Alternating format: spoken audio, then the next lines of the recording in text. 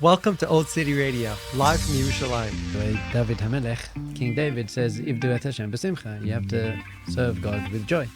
We have to be b'simcha. Shalom, my friends. This week's Parsha is great, as always. It's divinely written. You'd expect that to be pretty good.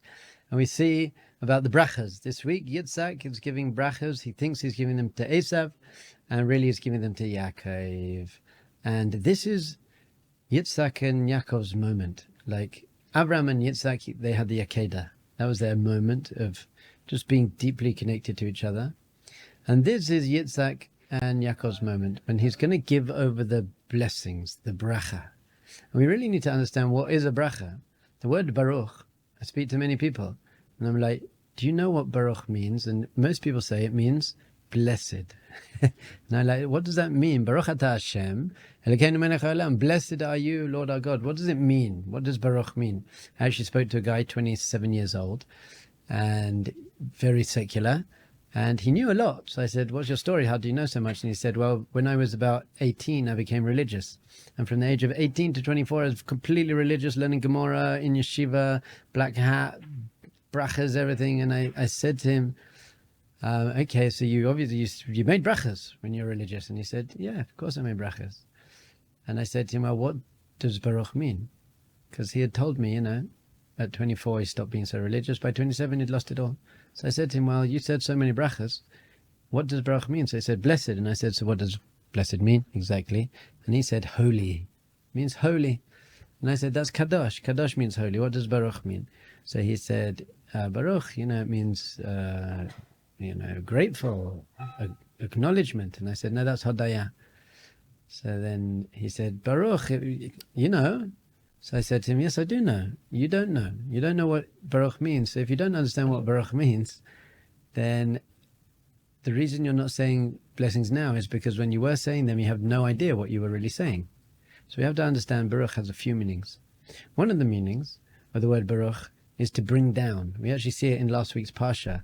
Eliezer came to the well and he took the camels and he mavrech et gamalim. He made them kneel down, literally kneel down. He brought them down. So often when we're speaking to Hashem, we feel like He's very far away. Avinu shebashamayim, my Father in heaven. So when we're saying Baruch, we're actually pulling down God consciousness into our lives. Very, very important idea that we actually feel that when we're saying a blessing, that we're standing face to face, literally, palpably feeling God's presence and actually speaking to Hashem. And once we say Baruch, putting down God's presence, then we can say Atah, we can say you, blessed are you. Really speaking, I personally think that Atah is the most important word in the Siddur, in the prayer book, because if you can say Atah with Kavanah, if you can say Atah and really mean it, that I'm really speaking to you, Hashem, who's really here, then that means you've created this amazing, palpable relationship with Hashem. Another meaning of the word Baruch, in modern Hebrew, a swimming pool is a brecha. Brecha is a swimming pool, so Baruch means a source, a source, which means that everything comes from Hashem. Hashem, you are the source of everything. So my Rabbi says you should actually play a game and you should look at a table and you say, hey, where does the table come from? It comes from wood. Where does wood come from? It comes from trees. Where do trees come from? Come from the earth. I think we've done this together before in another episode. But if you take everything back to the original, everything's coming from Hashem. I actually, when I was a teenager, I used to go to a trance night called Return to the Source. Very unholy. But there's a very holy way of returning to the source, which is everything you look at, metal and concrete and your hand and wool and everything. Where everything that we see around us, we can say, you know what, this actually has a creator. So just saying the word Baruch, connecting that there's a source and there's a creator, is making us more God conscious in everything we're doing. Another meaning of the word Baruch, which I really want to focus on today, is it means expansion. Rashi says at one point the Torah says that there are some curses that are going to come across the Jewish people, and one of them is that you're going to eat a lot of food and you're not going to be satiated, and there's a blessing, and the blessing says that you're going to eat just a little bit of food and then you'll be satiated. You'll never go hungry. And Rashi says, why will you be satiated? Because the food will Baruch in your stomach. It will expand in your stomach. So Baruch really means an expansion. So obviously it means an expansion of God consciousness. It means we're bringing God consciousness more into the world. And our sages teach us that Bet is 2 and Resh is 200 and Chaf is 20. It's all the twos. It's the expansion. So my Rebbe teaches that we have a natural instinct, and our nature is to want to expand. That's what a human being is. We want to expand. A kid wants to get more and learn more and grow more, and we expand in positive ways, negative ways, but we have this yearning to become greater in whatever way. So there's upwards expansion. Upwards expansion could be positive and it could be negative. For example, positive upwards expansion, like Jacob's ladder, is just connecting spiritually, and really it's like a candle. The candle is always going up. The flame is always going up. Even if you hold the candle upside down, the flame's always going up. It's this positive upwards expansion towards spirituality. Negative upwards expansion is gaiva, which means arrogance. I want to put myself above other people, put other people down. So I'm expanding my ego is also a form of upwards expansion. Then we have downwards expansion.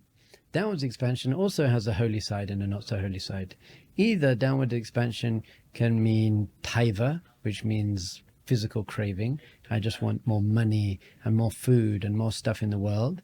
Or downwards expansion means that I'm giving out to other people. It's not only about my own spiritual uplifting myself, but I'm almost coming down to share with other people. So a parent teaching their child, or I'm giving tzedakah, I'm giving charity to someone else. I'm expanding myself, but downwards to people who need my help. We have sideways expansion, which is ahava and yira, love and awe, but we won't talk about those today. So we have these two expansive powers, which are represented by Yaakov and Esav, of course. So Esav is this power of expansion which has been completely misused. His expansion is expanding his ego and his physical cravings, his ga'ava and his ta'ava.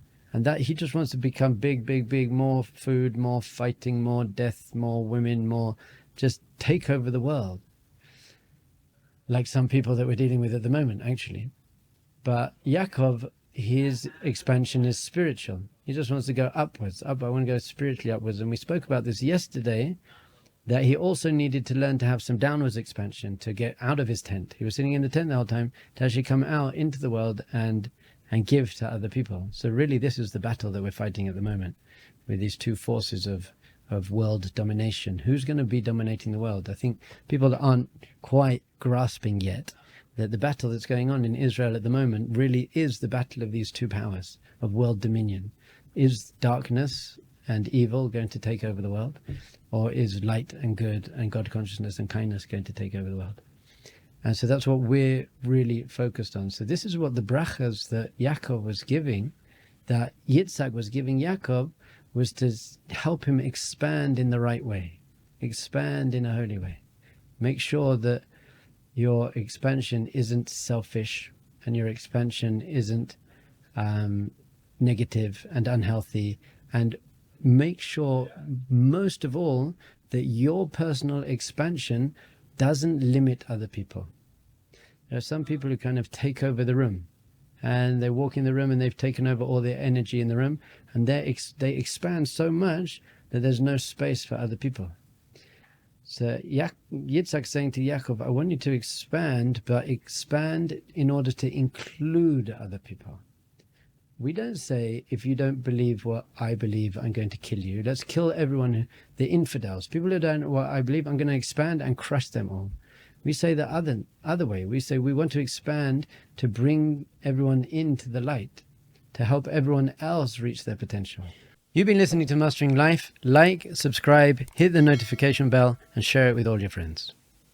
Let's make the world a better place. I think I shared the quote before, that a great man makes other people feel small, but a really great man makes other people feel great. So that's our role in the world. So we want to be expanding our sense of self. Who really am I? So, for example, my children and my wife, they're very much part of my sense of self. Their pain is my pain. If something happens not good to my daughter, I feel her pain a lot. And my students as well. Their pain is my pain, to a little lesser extent than my daughter and my wife, and then the people I know.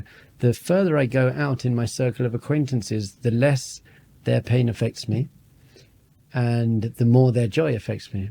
So the less their joy affects me. So my daughter, something's happy for my daughter, I'm ecstatic for my daughter. Something happens to someone else's daughter, I'm happy for them.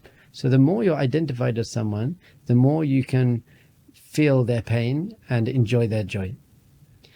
Then there's a higher level, which is I'm just going to expand my sense of self to include at least the whole Jewish people. So the Jewish people's pain is my pain. I see that it's not just me. So the true expansion is we have this nature that we want to expand ourselves, which is very good, and we need to expand ourselves in a healthy way. But the level above that is I'm going to expand beyond myself. I'm going to go beyond myself. And to the point, by the way, where we say I'm not even living for myself anymore. I'm expanding. It's called Mesiris Nefesh. We said again. I'm giving up my soul, my life, to serve a higher cause, ultimately to bring Hashem into the world. And this is what all the people on the borders and in Gaza and everyone's doing at the moment. They've completely expanded beyond themselves. As I said before, I don't think anyone would choose to be in Gaza at the moment, unless they had to be. But they are choosing. I'm choosing to be there, but not for my own safety and my own health, because it's a terrible place to be for yourself. But because I believe in the Jewish people, I believe in our mission, I believe in bringing God consciousness into the world. And this is the bracha that Yitzhak gave Yaakov. This is going back, literally what we're seeing today. The war that we're seeing today is coming out of this week's Parsha. And part of week's Parsha before this with Ishmael ends up, the end of this week's Parsha, Esav marries Ishmael's daughter. So we've got all these forces that are expanding in an unhealthy way. And our response to that is, let's expand ourselves. Live for the Jewish people, expand ourselves beyond ourselves, say there's a bigger mission. And in that way we can fulfill this blessing that Yitzhak gave Yaakov, and we could do our role as the Jewish people in the world, which is to expand healthily, to impact everyone around us. So please help us expand by donating in the link below.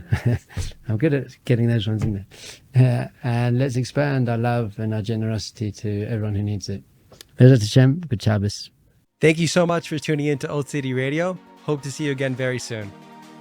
Remember, this isn't just information, there's tools and practical wisdom to completely transform your life.